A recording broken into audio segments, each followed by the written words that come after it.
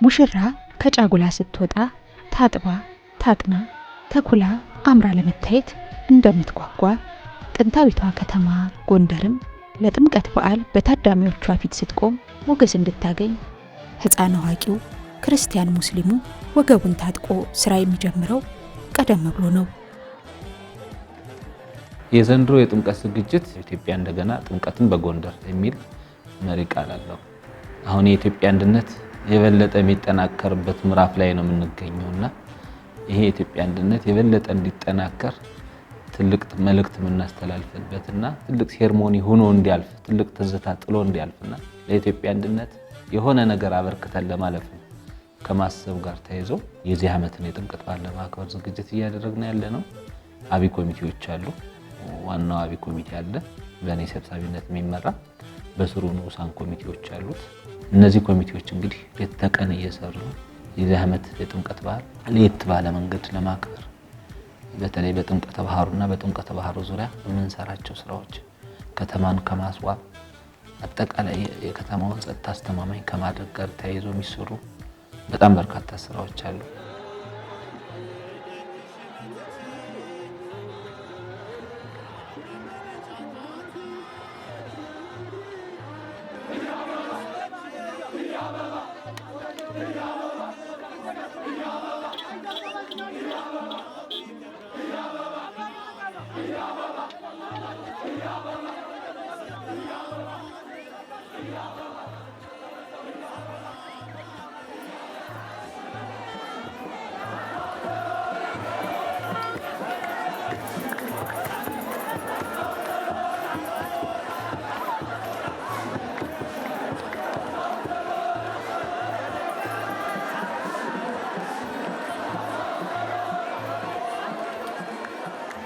ከቅርብ ጊዜያት ወዲህ ከባህር ማዶም ሆነ ከሀገር ውስጥ በተለያዩ ቦታዎች የሚኖሩ እንግዶች የጎንደርን የጥምቀት በዓል አከባበር ለማየት ወደ ከተማዋ መትመም በመጀመራቸው የኢትዮጵያ አየር መንገድ በበዓሉ ሰሞን በተለየ ሁኔታ ተጨማሪ ጉዞዎችን በማመቻቸቱ ከዓመት ዓመት የታዳሚው ቁጥር እየጨመረ ነው።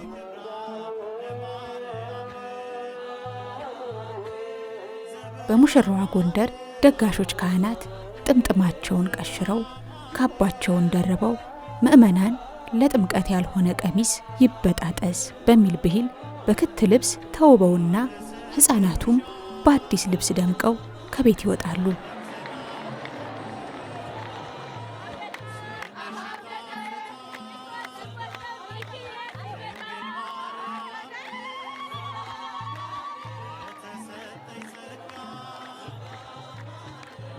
ክርስቶስን በሚል መሐላቸው የሚታወቁት ታላቁ ባለራእይ አጼ ቴዎድሮስም ጃኖ ለብሰው መሃል ከተማው ላይ በኩራት ቆመው በዓሉን ያደምቁታል።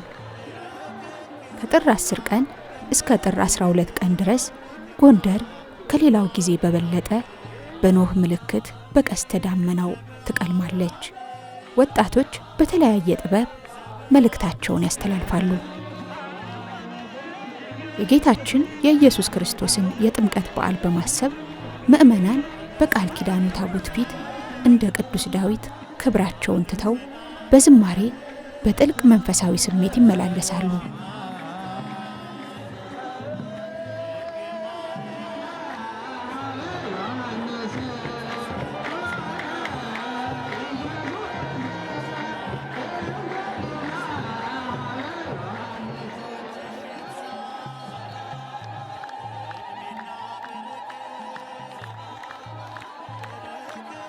የመጀመሪያውም ቀን ከተራ ይባላል። በቤተ ክርስቲያኒቱ ቋንቋ ከተራ አይባልም። ግን ምናልባት እንግዲህ ከተረከበበ ይላል ግዕዙ። በሱ አገላለጽ ከሆነ ባሕሩ ኢየሱስ ክርስቶስ በተጠመቀ ጊዜ በእሳት ተከቦ ነበር። ነድ ለባሕር ከበቦ ማይ ሀበያ ውር ጸበቦ ይላል። እሳቱ ውሃውን ከቦት ስለነበር ውሃው መጃጣ ይላል። በሌላ መንገድ ማያትን በርስ ከፈሉ ዮሐንስ ያፈስበት ውሃዎች ቀዝቃዛዎች ናቸው፣ ግን ከአካለ መለኮት ላይ ሲፈሱ ይፈሉ ነበርና እንግዲህ ከተረ ከበበ በሚለው ከተወሰደ በባሕርይ ተከቦ ስለነበረ በጸጋ መንፈስ ቅዱስ ተከቦ ስለነበረ በዚያ መንገድ የተወሰደ ይመስለኛል።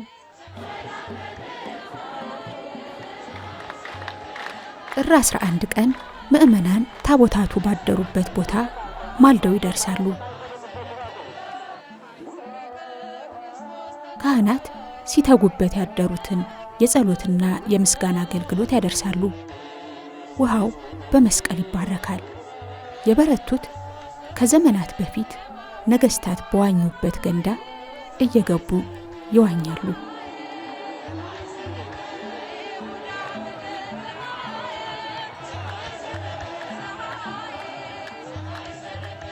ክርስቲያኖች እንደየሥራ ድርሻቸው ሀገራቸውን ሞሽረው ለማቅረብ ወዲህም የቃል ኪዳኑን ታቦት ለማክበር ይሰማራሉ። ከፊሉ ይዘምራል። ሌላው ታቦተ ሕጉን የተሸከሙት ካህናትን አፈር አይንካችሁ በማለት ምንጣፍ ያነጥፋል። በዚህ ቀን ቤት ለመቅረት ምክንያት የለም።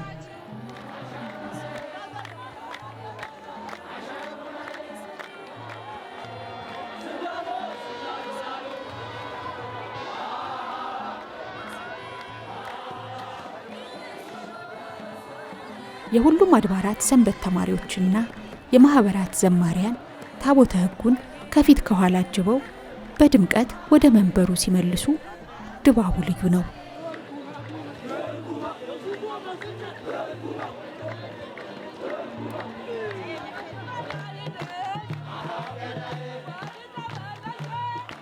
ሙሽሮች ሰርግ፣ መልስ፣ ቅልቅል እንደሚኖራቸው ሁሉ የጎንደር ሰርጓ ጥምቀት በዓልም በሶስት ሁነቶች ይከወናል። ዋዜማ፣ ጥምቀትና በዓለ ቃና ዘገሊላ። በዓሉ ደረሰ ብለን አዋጅ የምንገልጽበት ዕለት ነው። እሱ ዋዜማ ይባላል። ዋናው ዕለት ጥር 11 ቀን ነው መድኃኔዓለም ክርስቶስ የተጠመቀው። እሱን የጥምቀት በዓል ብላ ታከብራለች። ሶስተኛው ደግሞ ቃና ዘገሊላ ይባላል። ቃና ዘገሊላ ማለት በኢየሩሳሌም ገሊላ አካባቢ የነበረች አንዲት መንደር ናት።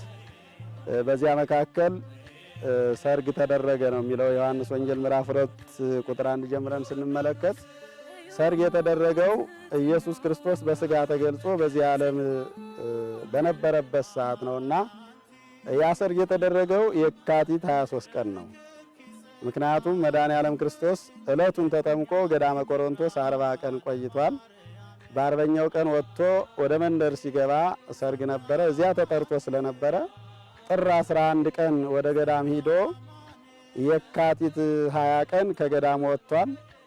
ከዚያ ከገዳም ወጥቶ ሲያስተምር ከትምህርቱ አንጻር የሰርጉ ባለቤቶች ታምራቱን ትምህርቱን አይተው ሰርጉን ይባርክልናል ብለው ጠርተው ስለነበር በዚያ ሰርግ መካከል ተገኝቶ የካቲት 23 ቀን ወደዚያ ሰርግ ሂደዋል። ሰርጉን ባርኮላቸዋል።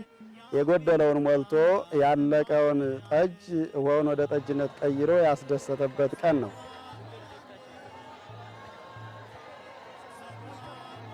በሶስተኛው ቀን የቅዱስ ሚካኤል ታቦት ብቻ ስለሚታጀብ ምእመናን ከሌሎች አድባራት ካህናትና ምእመናን ጋር ተቀላቅለው በአንድነት የቅዱስ ሚካኤልን ታቦት ወደ መንበሩ ይሸኛሉ።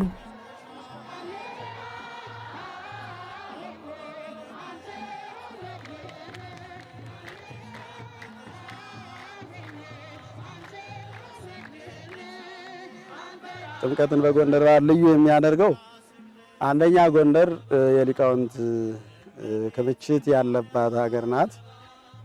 አራቱ ጉባኤያት አራቱ አፍላጋት የሚባሉ አራቱ የመጻሕፍት ጉባኤያት እዚህ ጎንደር ላይ አሉ። ያቋቋሙ ምስክርም እዚያው ጎንደር ነው ያለው። ስለዚህ ከሊቃውንቱ ክምችት ብዛት ምክንያት የጎንደር በዓል ከሌሎቹ ሀገራት በተለየ ሁኔታ ነው የሚከበረው።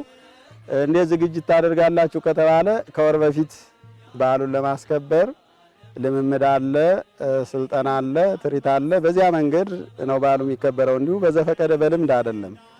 የሚያስረግጡት ሊቃውንት ሲለማመዱ ቆይተው ስልጠና ሲወስዱ ቆይተው ቃለ እግዚአብሔሩ የሚባለው በአንድነት ተቀምሞ ተሰብስቦ ማን ማስተማር እንዳለበት እሱ ቀድሞ ተረጋግጦ የሚሰበከው ምስባክ የሚነበበው ወንጌል የሁሉ ዝግጅት ተደርጎበት ከብዙ ዝግጅት በኋላ ነው በዓሉ የሚከበረው።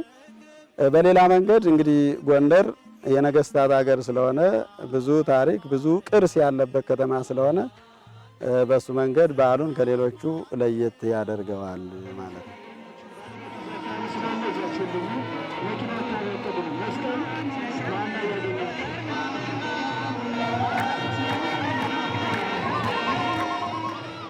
የጥምቀት በዓል ትውፊትና ባህልም ከመንፈሳዊ በዓልነቱ ባሻገር በተለይም በጉብሎችና በኮረዳዎች በጉጉት እንዲጠበቅ ምክንያት ይሆናል። ሴቶች ውበታቸውን፣ ወንዶች ጀግንነታቸውን አደባባይ ያወጣሉ።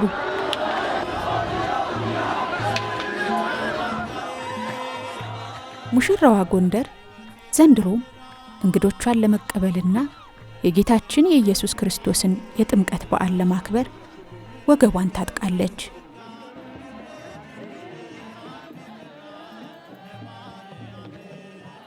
አሁን በከተማችን ወደ 247 ሆቴሎች አሉ። ከነዚህ ውስጥ ደግሞ ቱሪስትን የሚመጥኑ ብለን የለየናቸው 55 ሆቴሎች አሉ። ከ55ቱ ሆቴሎች ደግሞ ወደ 12 የሚሆኑት ባለኮከብ ናቸው። ኦልሞስት እነዚህ በሙሉ ለዚህ ዓመት ጥምቀት በቂ ዝግጅት እንዲያደርጉ ስራዎች እየሰራን ነው። ኮቪድ የፈጠረው ኢኮኖሚያዊ እንቅስቃሴና ቱሪስቱን ያጠቃላይ የቱሪስቱን ፍሰት በመቀዝቀዝ ምክንያት የተዘጉ ሆቴሎች ነበሩ። አሁን ጥምቀትን መሰረት አድርገን እየተከፈቱ ነው። ሙሉ ሰራተኞቻቸውን እያሟሉ ነው። በአጠቃላይ ግን የጎንደር እንግዳ ተቀባይ ስለሆነ አልጋውንም ለቆ ነው እንግዶች የሚያስተኛና በየቤታችን እንግዳ እየተቀበልን የበዓሉን እና የጥምቀትን በረከት ተካፍሎ ሰው ሳይሳቀቅ እንዲሄድ ለማድረግ ሰፊ ጥረት እና ሰፊ ዝግጅት እየተደረገ ነው።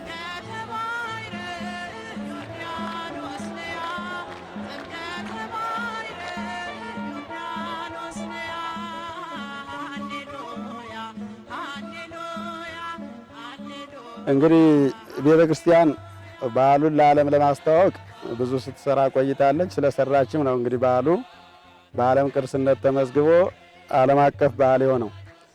እንዴት ስትሰራ ነበር ከተባለ ካለባበስ ጀምሮ እንግዳ ከማስተናገድ ጀምሮ ምዕመናኖቿ ጥምቀትን የሚገልጽ በዓሉን የሚገልጽ ቀሚስ እንዲለብሱ፣ በዓሉን የሚገልጽ ስርየት እንዲኖራቸው፣ ጸጉራቸውን እንዲሰሩ፣ በዓሉን የሚገልጽ መዝሙር እንዲዘምሩ፣ በዓሉን የሚገልጽ የእንግዳ አቀባበል እንዲኖራቸው አበክራ ታስተምራለች። አሁንም እያስተማረች ትገኛለች። በዚህ አንጻር የጎንደር ምዕመናን የጥምቀት በዓል ሲመጣ ሁሉም አስተናጋጆች ሆነው በዓሉን የሚገልጽ ሴቶቹ ቀሚሳቸውን ለብሰው፣ ወንዶቹ የባህል ልብስ ነጭ ልብስ ለብሰው ሌላውን ያስተናግዳሉ። በሌላ መንገድ ደግሞ የማኅበረ ቅዱሳን አባላት፣ የሰንበት ትምህርት ቤት ወጣቶች፣ የክርስቲያን ህብረት የሚባል እጅግ በጣም በዓሉን ለመግለጽ ጥረት ሲያደርግ የቆየ አሁንም እየሰራ ያለ ነው። በዚህ የቤተ ክርስቲያኒቱ ውስጣዊ አገልግሎት በውጭ እንዲጎበኝ ያደርጉታል። እዚያ መካከል እንግዳ የሚስተናገድበት አለ፣ እግር ይታጠባል። እንደገና ደግሞ ቃና ዘገሊላ ላይ የተደረጉትን ለመግለጽ 6 ጋኖች ተተክለው በእነሱ ላይ የወይን ጠጅ ተጨምሮባቸው ያ ማለት ጠላ ማለታችን ነው። እንግዳዎች ይስተናገዳሉ። በዚያ መንገድ ሁሉም ተባብሮ በዓሉ ባለቤቴ ነው ብሎ ስለሚሰራበት የመንግስት አካላትም ቢሆን በዚህ ትልቅ ጥረት አድርገው ስለሚሰሩ ለዚያ ነው እንግዲህ በዓሉን ከሌሎቹ ተመራጭ ያደረገው ብሎ መውሰድ ይቻላል።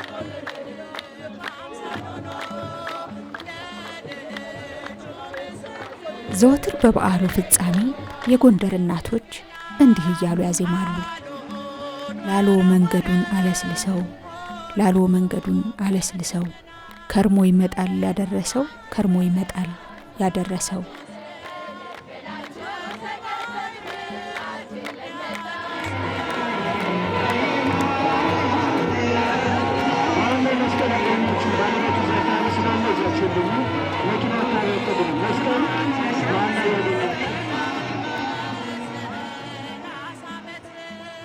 የእናቶች ጸሎት ይድረስ የታሪካዊቷን የጎንደርን ሰርግ ለመታደም መንገዱን ያለስልሰው።